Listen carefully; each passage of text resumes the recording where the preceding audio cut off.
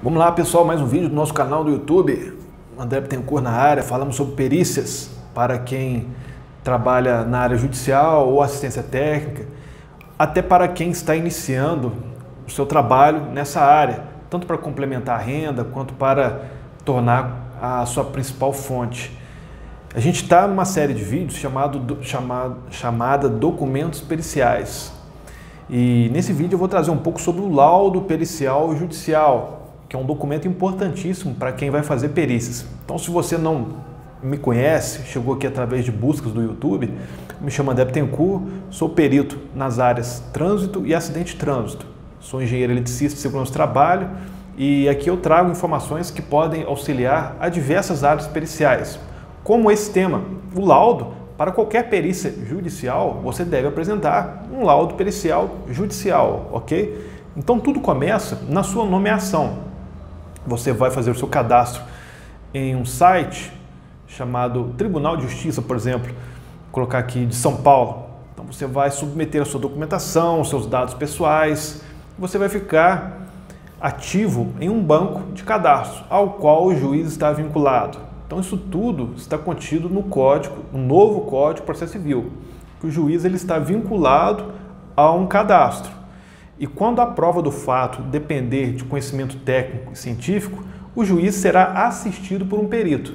Então, pera lá, vamos por parte aqui. Tem um processo, ok, na justiça, e os advogados estão defendendo as suas partes, só que chega em um determinado ponto, esbarra-se com uma área técnica do assunto. O advogado, por mais que ele se desdobre ali naquela área técnica, ele não tem a formação naquele segmento. Ou até, já fiz várias perícias nesse sentido, ou até o advogado, ele até sabe do que se trata. Porque pode ser um tema, por exemplo, aqui eu vou falar da engenharia de segurança do trabalho.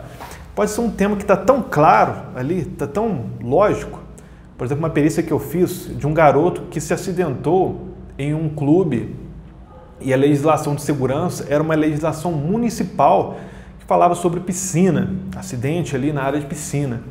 Mas era muito claro, muito nítido o que aconteceu. Todos os agentes sabiam perfeitamente. Só que um perito no assunto precisou ser nomeado para fazer um laudo pericial e esse laudo fornecer uma contundência maior no assunto. Ok? Então tudo começa com a sua nomeação para fornecer um trabalho técnico, uma perícia, que vai ser concretizada na forma de um laudo. Então, o laudo deve conter o objeto da perícia. Como assim um objeto? Vamos citar. Pesquisem no Google, artigo 473 do novo Código de Processo Civil. Vou deixar aqui na descrição, mas dá uma pesquisada, você vai entender mais sobre esse tópico. Mas eu vou esclarecer aqui essa questão do laudo pericial. Objeto da perícia. Bom, vamos lá, eu estou com um objeto da perícia aqui aberto no meu computador. O objeto da perícia é uma finalidade.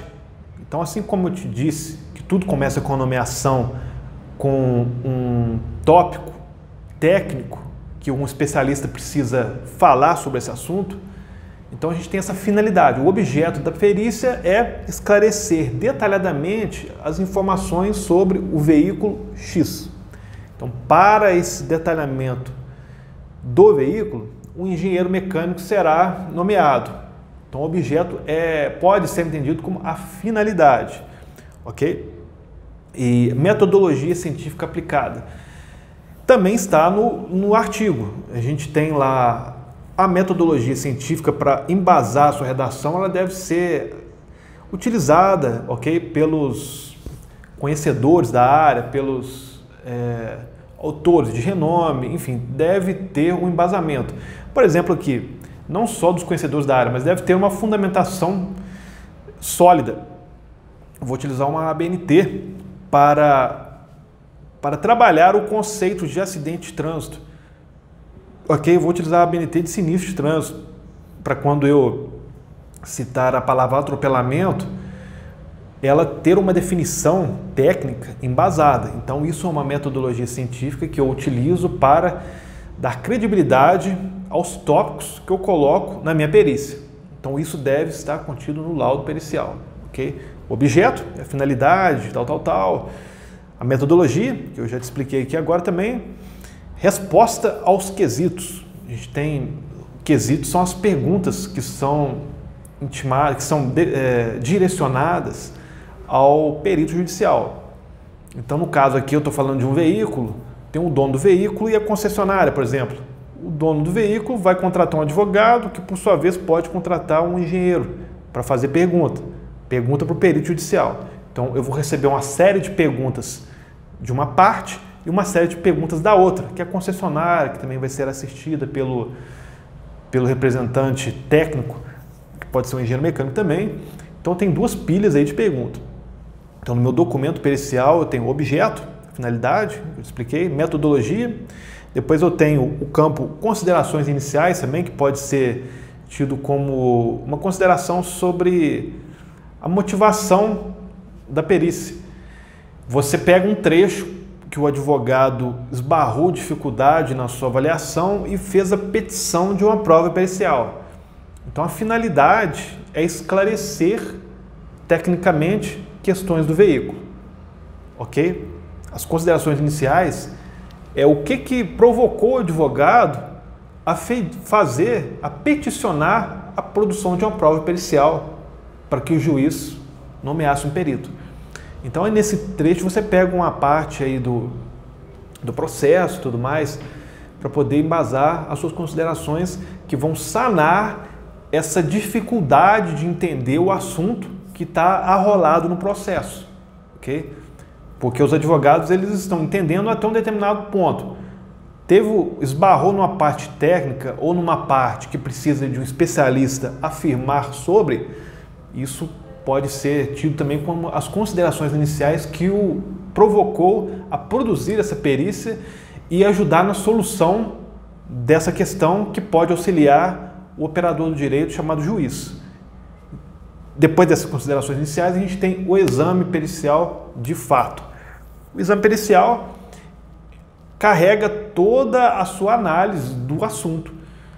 A gente está falando de um veículo, então a minha realidade, a minha vida pregressa, os meus cursos de capacitação, curso de graduação, pós-graduação, a minha vida profissional, tudo isso vai fazer com que eu seja um profissional que tem uma visão muito individual daquele assunto.